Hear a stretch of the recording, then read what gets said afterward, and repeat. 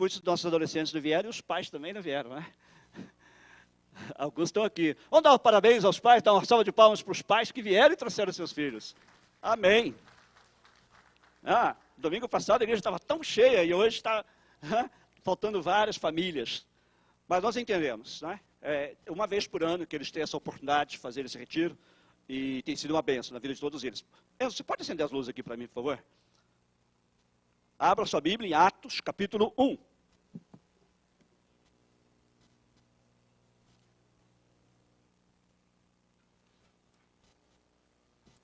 Atos 1, 8. Pai, nós agora vamos meditar na Tua palavra. Fala conosco, Senhor. Aplica a Tua palavra às nossas vidas, às necessidades de cada um, de acordo com os Seus propósitos para nossas vidas e para esta igreja. Em nome de Jesus. E a igreja diz, amém. Atos 1, 8 diz, mas vocês receberão poder quando o Espírito Santo descer sobre vocês, e serão minhas testemunhas em Jerusalém, em toda a Judéia e Samaria, e até os confins da terra. Hoje eu quero falar sobre novos começos. No começo do século XIX, um pregador batista predisse que Jesus ia voltar em algum tempo entre 21 de março de 1843 e 22 de março de 1844. Embora ele tenha dado a Jesus um ano inteiro para decidir quando voltar, em 22 de março de 1844, ele teve que admitir que ele estava errado. E ele, subsequentemente, mudou a data para 22 de outubro de 1844. Em 1910, astrônomos corretamente notaram que o cometa Halley ia aparecer, levando muitos líderes de igreja a acreditar que isto coincidiria com a volta de Jesus. Eventos astronômicos parecem precipitar predições semelhantes. Em 1919, 6 dos planetas do sistema solar da Terra iam se alinhar de uma maneira incomum. Claramente um sinal da volta de Jesus, certo? Talvez não. Errado. Vários anos atrás, um pastor predisse que Jesus ia voltar no dia 28 de junho de 1981. Por causa disso, toda a congregação vendeu todas as suas propriedades e esperou por aquele dia em vão. Quem precisa de mobília? Quem precisa de imóvel se você vai para o céu? Aí, em 1988, um antigo engenheiro da NASA escreveu um pequeno panfleto provando que Jesus ia voltar naquele mesmo ano. Vendeu 4,5 milhões de exemplares. E quando o ano 2000 se aproximava, muitos líderes de igreja populares e respeitados predisseram que Jesus ia voltar quando o novo milênio começasse. De acordo com algumas estimativas, já houve mais de 200 predições específicas de quando Jesus iria retornar. E todas estavam erradas. Seria fácil a gente descartar estes marcadores de datas da volta de Jesus como extremistas, loucos, ou pelo menos almas mal direcionadas. Mas, na maior parte, eram pessoas surpreendentemente comuns e, acima de tudo, sinceras. Na verdade, este desejo de saber a data exata da volta de Jesus data de uma, se não da última reunião que Jesus teve com os seus seguidores. Jesus sabia que ele estava para voltar para seu lar no céu. E ele queria assegurar a seus discípulos que eles não seriam deixados sozinhos por muito tempo. enquanto ele explicava o que aconteceria na sua ausência, os discípulos pensavam que ele estava se referindo ao tempo quando ele voltaria para restaurar seu reino. Aquilo que nós normalmente chamamos de segunda vinda. A resposta de Jesus explica por que todos esses marcadores de data bem intencionados estavam errados. Porque nenhum de nós pode predizer quando Jesus vai voltar. Em sua Bíblia, Atos capítulo 1, versículo 7, veja a resposta que Jesus dá aos discípulos que estão pensando que ele está falando da sua segunda vinda. Ele lhes diz: não lhes compete saber os tempos ou as datas que o Pai estabeleceu pela sua própria autoridade. Na verdade, se o próprio Jesus não estava preocupado em marcar data, por que nós devemos estar? O que é mais importante para Jesus é a missão que ele dá a seus seguidores. E ele sabe quão difícil será para eles realizar esta missão sozinhos. Portanto, ele compartilha o resto do plano com seus discípulos. Jesus lhes fala sobre o Espírito Santo. Atos 1:8. Vocês receberão poder ao descer sobre vocês o Espírito Santo. E serão minhas testemunhas em Jerusalém, em toda a Judéia e Samaria e até os confins da terra. Durante seu ministério na terra, Jesus tinha ensinado o Evangelho, ou as boas novas, que essencialmente descrevem o caminho para retornar a um autêntico relacionamento pessoal com Deus. Mas o ministério de ensino de Jesus tinha chegado ao fim. E agora cabe a seus seguidores, a seus discípulos, assumir a missão de anunciar estas maravilhosas novas. Eu já participei de muitas atividades em que as pessoas saem para testemunhar. Não sei se você já fez isso alguma vez. Eu me lembro que quando jovem, em nossa igreja, nós saímos pelas casas da vizinhança, batendo. E muitas vezes éramos mal recebidos, porque éramos confundidos com uma seita que costuma fazer isso. Tá? E às vezes batiam a porta da nossa cara, não nos queriam ouvir, porque pensavam que nós éramos membros daquela seita. Mas em outros lugares nos recebiam. Tá? Não tem nada de errado em fazer isso.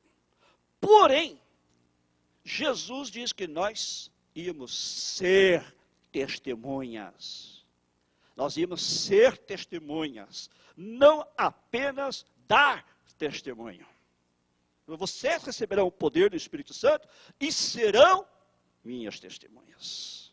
Irmãos, ser uma testemunha é algo que encampa, abrange toda a nossa vida. É o que nós fazemos e é o que nós somos 24 horas, 7 dias por semana. Como a gente diz aqui na América, 24/7. Né? É quem nós somos. Certamente que isso envolve falar a outros acerca de Jesus. Mas isso é expressado também como nós vivemos. Como nós tratamos outros.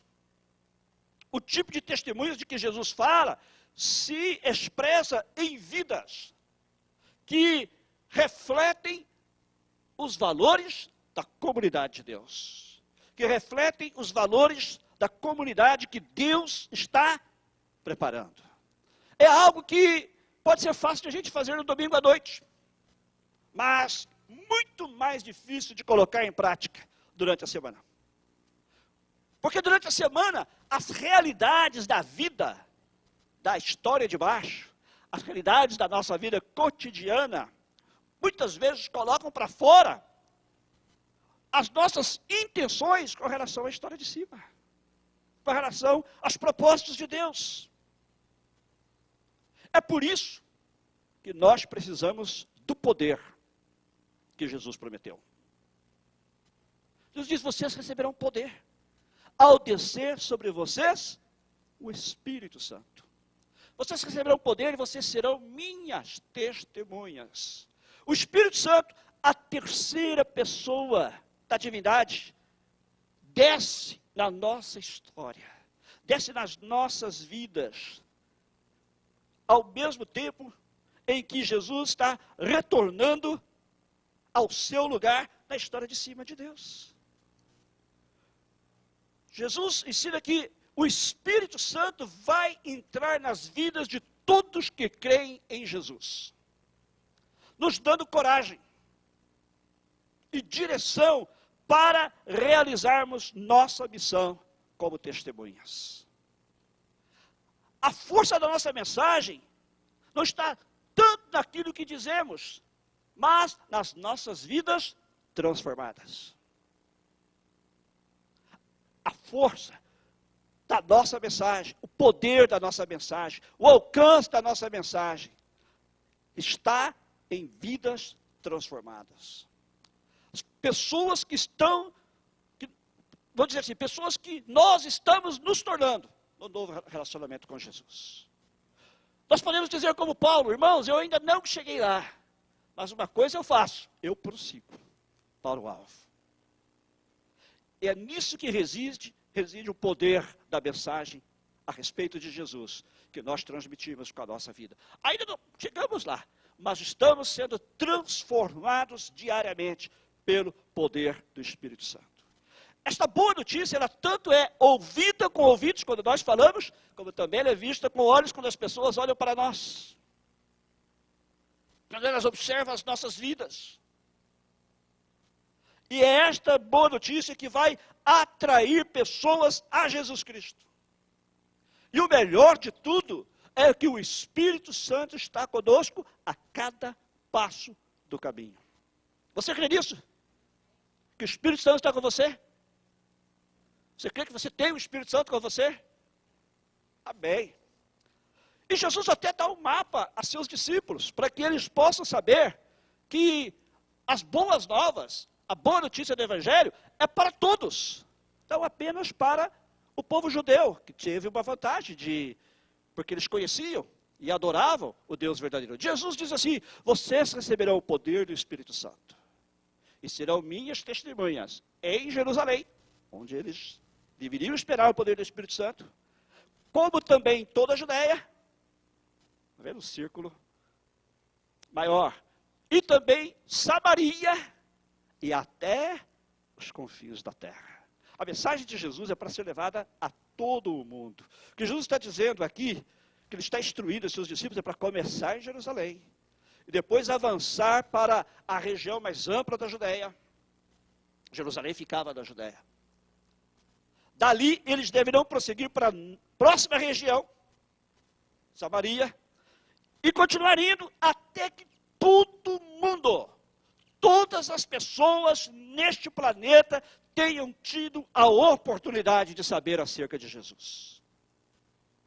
E unir-se à comunidade perfeita que Ele está preparando no céu. Nós somos a comunidade perfeita ainda, mas estamos nos aperfeiçoando. Mas aos olhos de Deus, a comunidade que Ele está preparando no céu é perfeita. Depois de uma conversa como esta, depois desse estímulo de Jesus, das duas coisas uma, ou os discípulos estavam prontos para arrombar a porta, né? E sair para a rua e proclamar aquela mensagem, ou eles estavam mortos de medo. O que você acha? Na verdade, provavelmente, muito provavelmente, um pouquinho de cada. Por um lado, tinha uns que estavam querendo sair, né, correndo pelas ruas para anunciar, e outros estavam com medo. Na verdade, todos eles estavam estáveis, eu creio. Né? No que dizia respeito a eles, essa história toda, essa coisa toda sobre o reino de Deus, era nova para eles. Eles não sabiam. Muito. E eles não estavam preparados para fazer o que Jesus lhe estava designando que fizessem. Mas uma coisa eles fizeram. Eles fizeram o que Jesus lhes disse para fazer. Eles fizeram o que Jesus ordenou e eles esperaram em Jerusalém, pelo Espírito Santo. Jesus disse, fiquem na cidade de Jerusalém, até que do alto vocês sejam revestidos com o poder. E isso eles fizeram. Eles fizeram. Enquanto isso, esse ínterim Jesus partiu, como ele disse que faria, e por um curto espaço de tempo, os discípulos ficaram sozinhos. Eles não sabiam o que aguardar, sabiam que viria o Espírito Santo, que receberiam o poder, mas eles não sabiam do que se tratava. Mas eles obedeceram a Jesus. E eles ficaram naquele lugar, eles acharam uma sala confortável de uma casa, uma sala grande, cabia mais de 100 pessoas. Posso imaginar que era um salão como este aqui. E ali eles ficaram durante 10 dias, esperando o que Jesus havia prometido, orando, buscando a Deus, pedindo que aquela promessa que Jesus lhes havia dado fosse cumprida. Passa-se o primeiro dia, nada. Segundo dia, nada. Terceiro, nada. Quarto, nada. Lá pelo quinto, sexto dia, alguns assim, já estava, caramba, acho que não vai acontecer nada. Alguns desistiram. Alguns desistiram. Pelo sétimo dia, então, alguns falaram, gente, vocês continuam orando aí, olhem por mim também, mas eu vou para a praia. Era carioca, né, irmã? Foi ela que disse. Oitavo dia, nada. Mas houve 120 que perseveraram todos aqueles 10 dias. Nono dia, nada. 10º dia, bum, aconteceu. De repente aconteceu.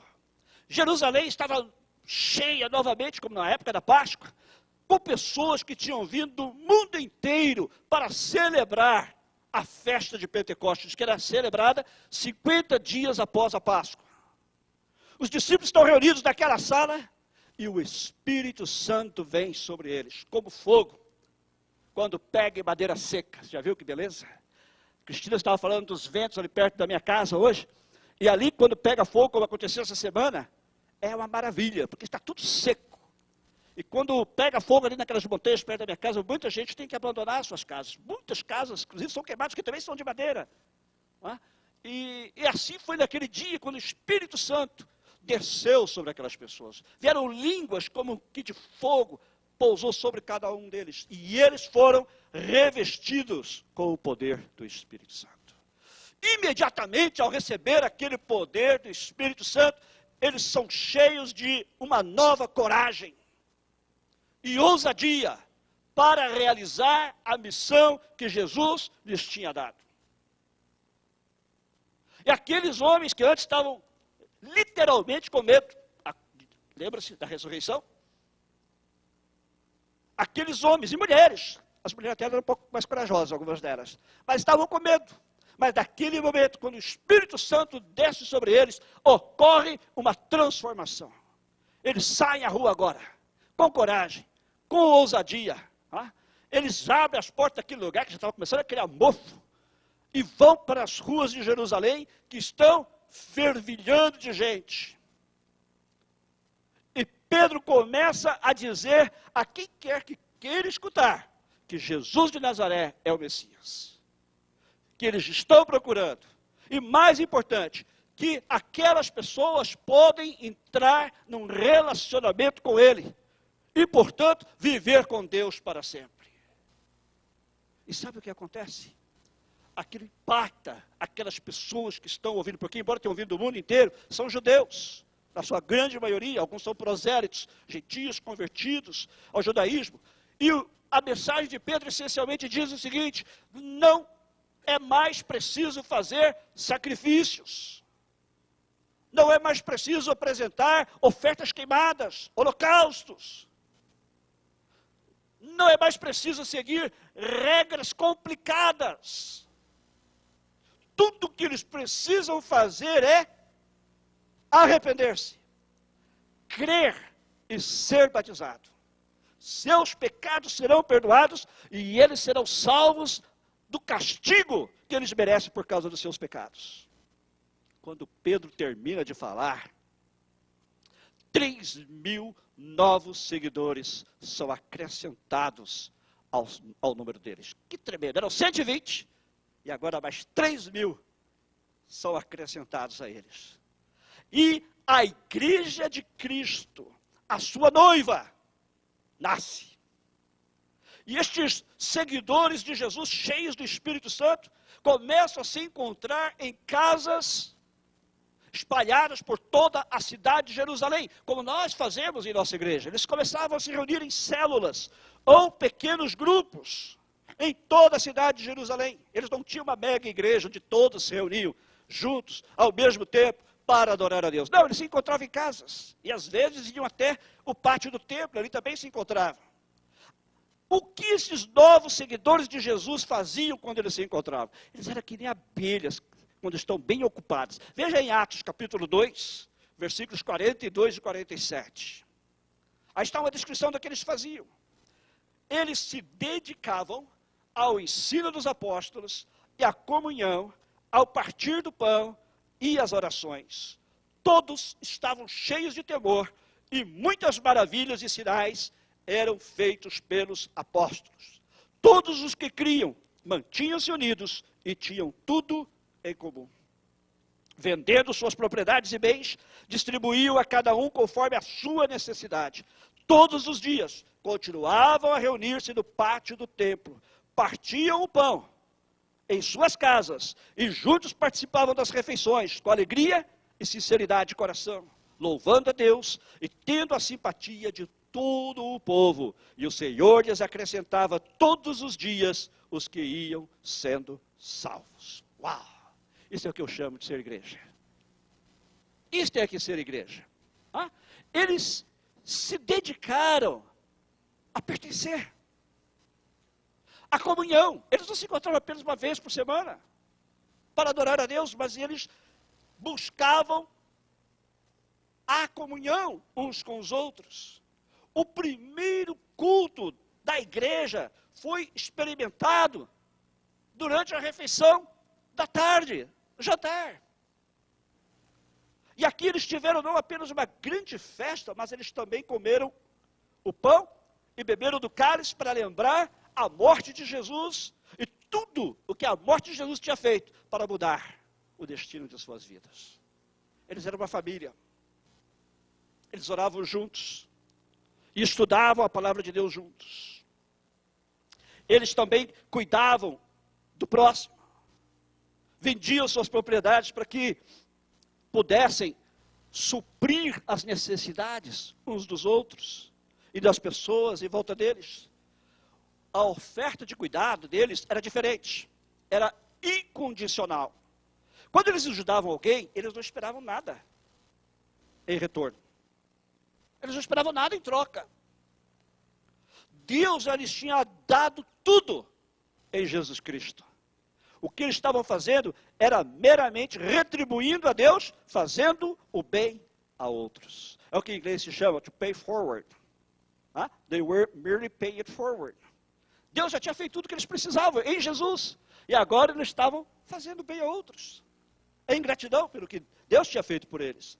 E, gente, estes discípulos eram as pessoas mais legais, como diz aqui, né? Cool. Eram as pessoas mais atraentes, cheias de alegria, pelo que Jesus tinha feito por eles. E quando outros viam o que estava acontecendo, eles também queriam ser parte disto. A igreja, por causa disso, cresceu diariamente. E com novas pessoas que queriam ser salvas dos seus pecados para que pudessem desfrutar da mesma comunhão que eles tinham. Da mesma comunhão que eles viam nestes seguidores de Jesus. Quem é que não quereria ser parte de uma família assim? Quem é que não gostaria de ser parte de um movimento de Deus como este? Será que o mesmo acontece conosco? Será que há pessoas que olham para você e veem estampado no seu rosto essa alegria de pertencer a Jesus? Será que há pessoas que olham para você e veem esta transformação operada pelo Espírito Santo e que por causa disso também desejam fazer parte da comunidade de Deus? Será que nós também estamos extravasando o mesmo que eles extravasavam? Estamos cuidando uns dos outros como eles cuidavam? Estamos demonstrando amor uns pelos outros como eles demonstravam? Esta parte da história, ela é muito excitante, Porque é aqui que as nossas vidas cruzam com a história de cima. É aqui que o propósito de Deus nos alcança. É aqui que o plano de Deus se concretiza em nossas vidas. Aqueles de nós que já aceitamos a dádiva da salvação em Jesus Cristo, não apenas fomos perdoados, mas também recebemos o Espírito Santo para nos capacitar para viver esta vida nova e melhor. Nós nos tornamos parte desta nova comunidade que Ele está fazendo. Tudo o que os discípulos de Jesus, daquela comunidade em Jerusalém, experimentavam, está disponível para nós hoje. Eu repito, tudo o que aqueles primeiros discípulos experimentaram, está disponível para nós hoje. Você crê nisto? Este novo começo que se iniciou com um punhado de gente comum, como você e eu, continua até o dia de hoje. Nada pode parar. Às vezes agora nós lemos no noticiário que estão perseguindo cristãos, e alguns países do mundo estão decapitando-os. Eu quero lhe dizer uma coisa, nada pode parar a obra que Deus está fazendo. Você crê nisso? Devemos orar pelos nossos irmãos que estão sendo perseguidos? Sim, claro. Mas saiba que nada deterá a obra de Deus. Nada pode parar esta obra. Já tentaram por todos os meios. Os romanos tentaram, os judeus tentaram. Agora os muçulmanos estão tentando. Ninguém pode parar esta obra. Ninguém pode parar o que Deus está fazendo no mundo. Agora Jesus não nos abandona para nós realizarmos a missão dele sozinhos. Ele nos deu o Espírito Santo. Ele nos deu o Espírito Santo para nos guiar e capacitar para ser testemunhas do poder transformador de Jesus em nossas vidas. Jesus transformou a sua vida? Você agora é testemunha desse poder transformador na sua vida. E Ele também nos deu a promessa maravilhosa que um dia Ele voltará. A gente vai falar mais sobre isso outro dia, mas eu não vou poder lhes dar a data exata do dia que isso vai acontecer. Na verdade está ok, porque realmente não importa. Nossa missão não é saber quando Jesus vai voltar. Ao contrário, nós devemos viver como se isso fosse acontecer amanhã. Devemos viver hoje como se Jesus fosse voltar amanhã. E para ter a certeza de que nós sabemos como viver nessa nova comunidade, Deus nos deu um guia extraordinário, o Espírito Santo. Eu quero terminar dizendo uma coisa. O plano de Deus é muito simples. Quando nós oramos pedindo poder, algo acontece. Como na igreja do Novo Testamento, quando eles vieram a Jerusalém e oraram. Quando nós oramos, pedindo poder, algo acontece.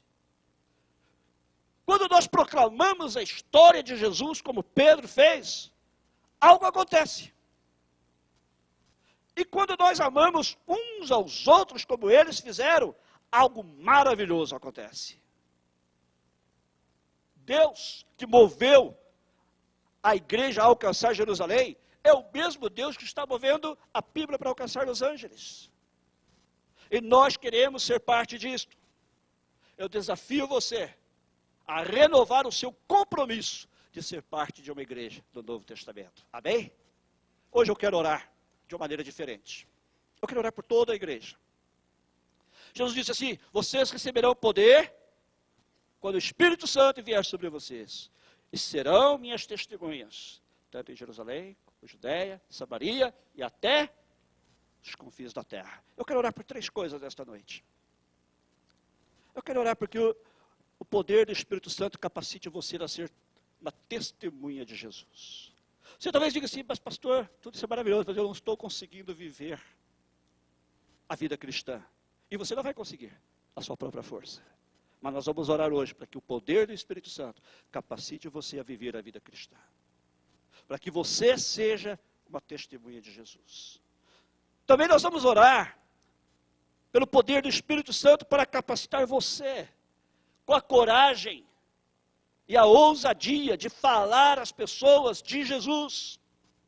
Porque Jesus disse que nós receberíamos o poder do Espírito Santo e seríamos suas testemunhas, aonde quer que nós formos. E às vezes você diz, mas pastor, eu não sinto coragem de falar, eu me sinto envergonhado, eu sou tímido. Não importa, eu também sou. Mas é o poder do Espírito Santo que nos capacita para falarmos de Jesus aos outros. Em terceiro lugar, eu quero orar nesta noite, pedir o poder do Espírito Santo, para que você possa amar seus irmãos e irmãs em Cristo. Nós temos ouvido aqui várias mensagens nos últimos domingos, e no domingo passado especialmente, Cristina pregou uma mensagem sobre, entre outros assuntos, a questão de amarmos uns aos outros, de termos unidade, de perdoarmos os nossos irmãos. E se você não ama seus irmãos, como você pode amar a Deus? Se você não ama seus irmãos a quem você vê, como você pode amar a Deus a quem você não vê? Se você guarda ressentimento e mágoa, que tipo de testemunho você está dando? E que tipo de testemunha você está sendo? Por isso hoje eu não quero orar por ninguém especial, mas eu quero orar por todos. Amém? Se você precisa do poder do Espírito Santo para viver a vida cristã, para ser testemunha de Jesus. Se você precisa do poder do Espírito Santo para capacitar você com coragem e ousadia para falar de Jesus, eu quero orar por você. Se você precisa do poder do Espírito Santo para amar os seus irmãos e irmãs em Cristo, eu quero orar por você. E eu vou dizer a verdade, todos nós precisamos disso. Por isso eu quero convidar toda a igreja a vir aqui hoje à frente. Amém? E nós vamos orar. Talvez você precise do poder do Espírito Santo nessas três áreas. Talvez você precise de uma área. Talvez você precise de duas, não sei. Mas eu quero convidar você. Vem aqui à frente. Nós vamos orar juntos hoje, como igreja. Chegue mais para frente, por favor. Vamos todos nos colocar na presença de Deus. Pastor Roy, vem aqui, por favor. Vamos nos ajoelhar na presença de Deus. Amém? Vamos nos ajoelhar na presença de Deus. E estes irmãos que eu convidei para virem aqui à frente, eles vão orar por você agora.